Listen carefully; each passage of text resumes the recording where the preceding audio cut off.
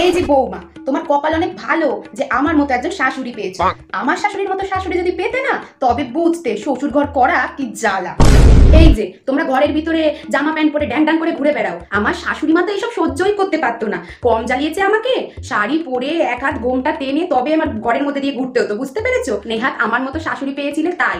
তুমি ঘরের কাজ বাজ কিচ্ছু পারো না। আমার শাশুড়ির পাল্লায় পড়লে বুঝতে উঠতে বসতে তোমাকে কথা শুনতে হতো।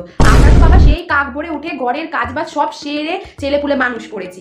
এই যে তোমরা ড্যাং ড্যাং করে কত সুন্দর ঘুরতে বেরিয়ে যাও সন্ধে হলে, সন্ধ্যের সময় বাড়ির বাইরে বেরোনোই আমাদের নিষেধ ছিল।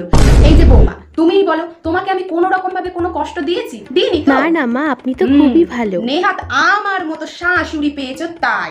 না হলে তুমি বাবুর কাছে শোনো না। কি রে বাবু বল, তোর ঠাকুমা কি জ্বালাটাই না জ্বালাতো আমাকে। কোথায় মা, ঠাকুমা তো এরকম করতো না। ওর কিছু মনে নেই গো বৌমা, দুদিন আগের কথাই মনে থাকে না, আর তখন তো ছোট ছিল কি না, ওই জন্য সব ভুলে গেছে।